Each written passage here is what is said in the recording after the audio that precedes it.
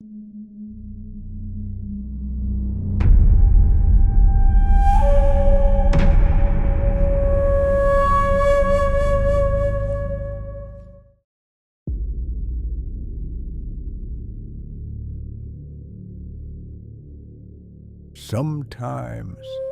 the person you broke up with becomes the closest stranger you have ever known. But if that stranger is outside your locked door all night, you stop thinking about the end of love.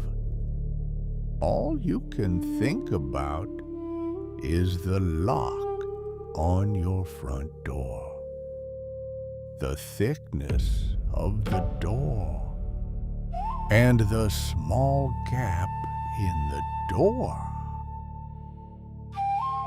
From the Ghost Files. Back then, I was living alone in an old apartment building in the suburbs. My girlfriend and I had been together for almost 6 years. When we were students, I simply assumed I would marry her someday. I never doubted it. But once I entered the real world, reality felt smaller than I had imagined. I could not find steady work. I drifted from one short contract job to the next. She used to say, "If we both work, we'll manage." But I couldn't bring myself to agree until I knew I could give her a stable life. I couldn't take that step. I told myself that excuse again and again. We were supposed to be looking at the same future.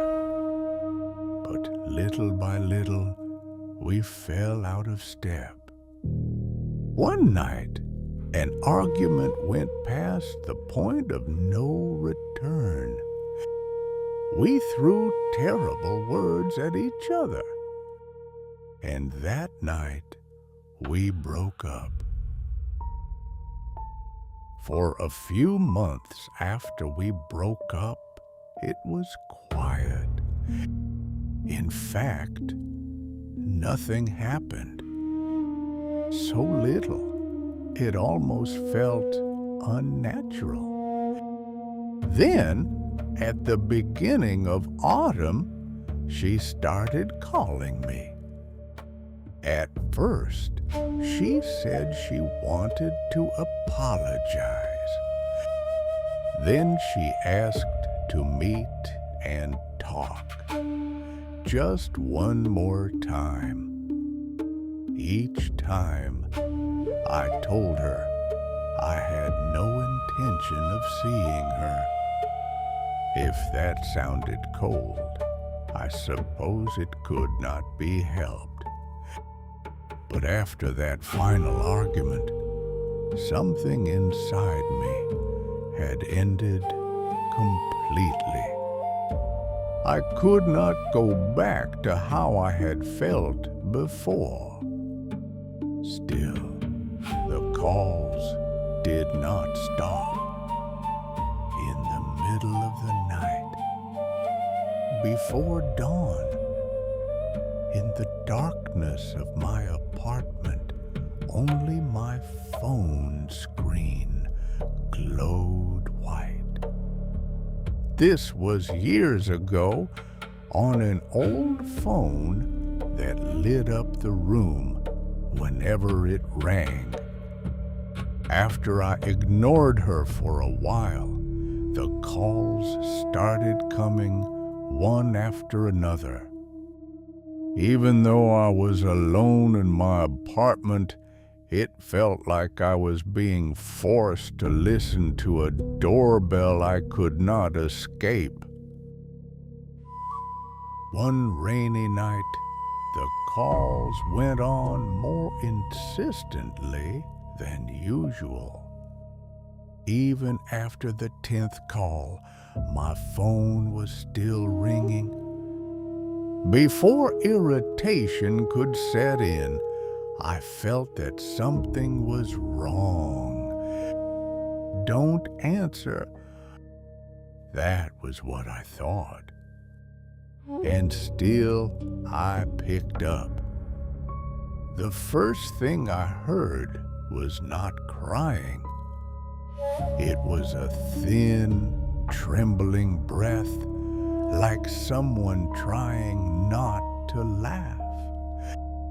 Then she spoke in a strangely light voice.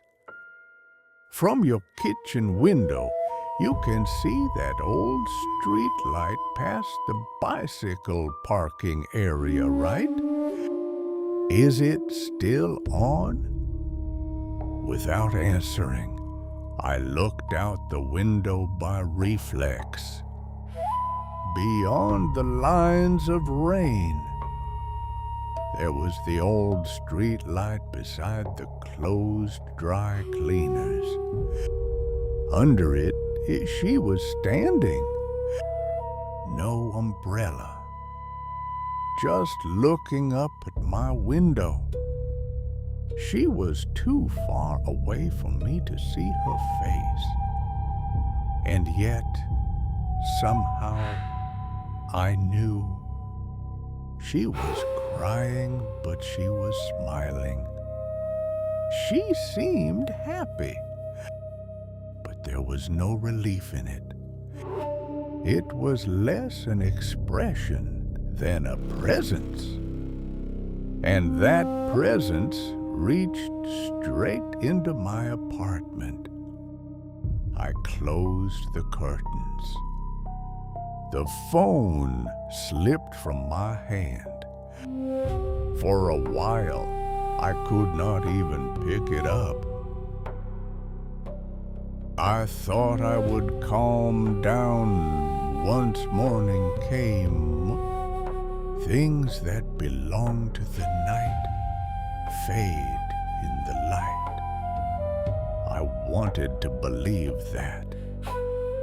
But when I peeked outside, she was still there. This time, she was not under the streetlight. She was in the narrow alley in front of the apartment building, sitting with her back against a utility pole. Maybe she noticed the curtain move. She slowly lifted her face. Then her mouth moved a little. I could not hear her voice. Still, it looked like she had greeted me. I held my breath and pulled the curtain shut. A person staying there all night. That alone was abnormal. But what I could not bear was this. Even after morning came, nothing had ended. I stopped going outside. Luckily, I had some rice, instant noodles, and a few bottles of water. I thought I could manage for a few days.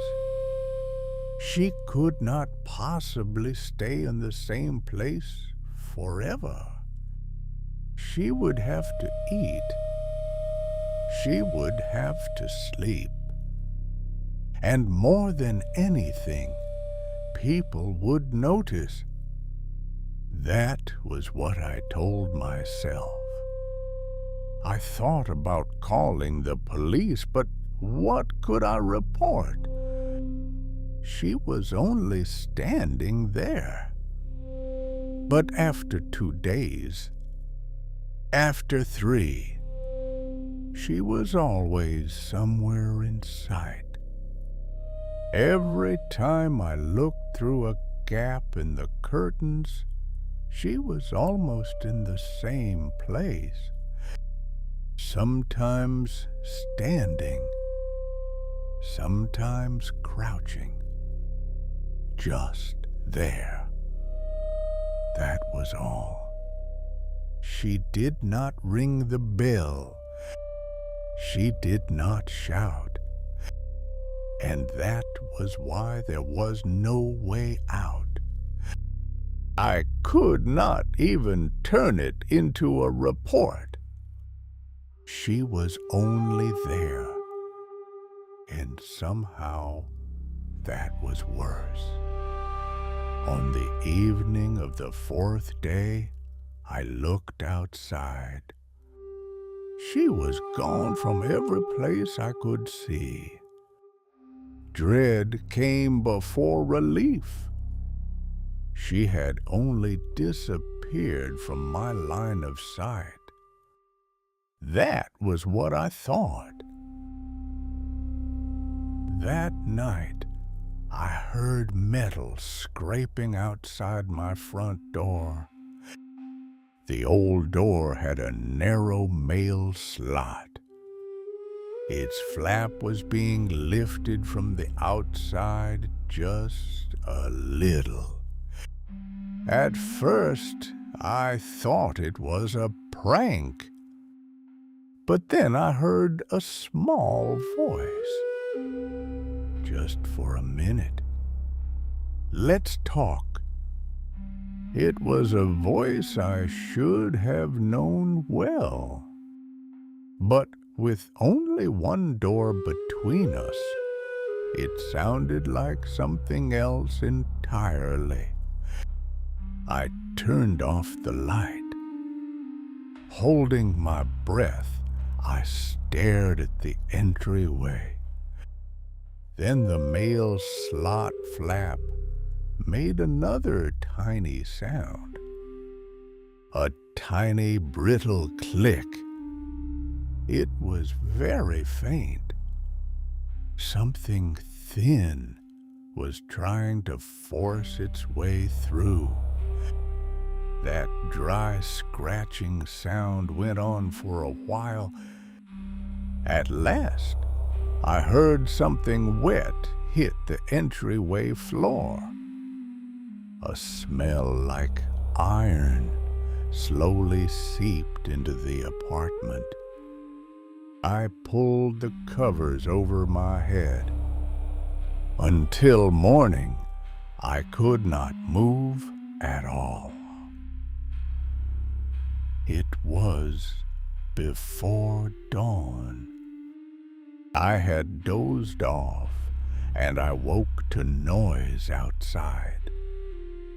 When I finally looked toward the entryway, afraid of what I might see, dark streaks were running down from the inside of the mail slot to the floor.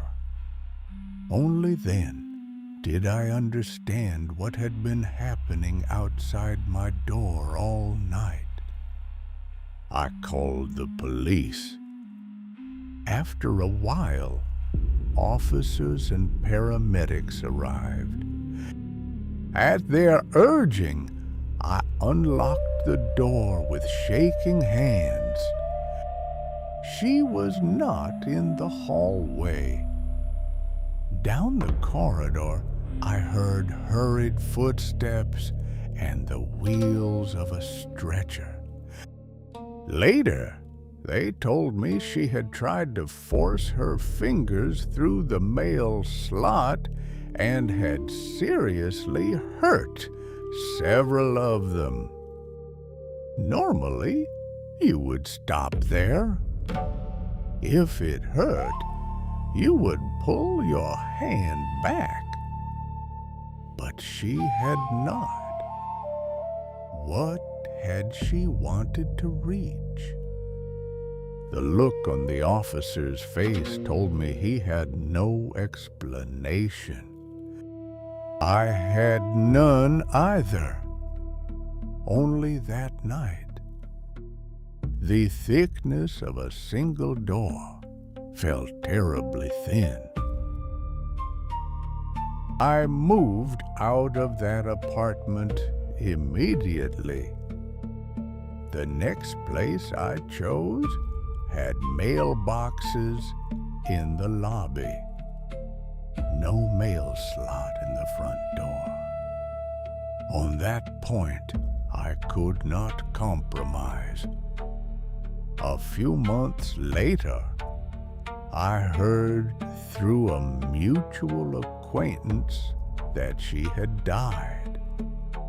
I hated myself for it, but the first thing that rose in my chest was not grief. It was relief. Now it is over. I wanted to believe that. But after some time, when I started seeing someone new, I began to hear a small sound from the entryway every night.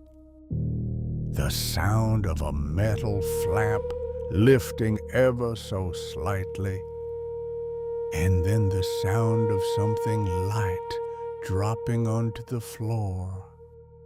A faint sound, a very small sound. But the front door of that apartment did not have a mail slot. When I ended that relationship, the sound stopped. As time passed, I started to think maybe I had imagined it. Maybe I had been exhausted. Maybe the terrifying memory had only come back as a sound. But every time I grew close to someone new, the same thing happened. So now I try not to get deeply involved with anyone. I gave up on marriage. Put that way, it almost sounds respectable. But the truth is different. Even now, I sometimes wake in the middle of the night. There is a presence in front of my door. Whatever stands on the other side is not angry. It is not crying. It is only trying to come through, trying to fit itself through that narrow gap, a gap that is not wide enough, quietly, forever, changing its shape little by little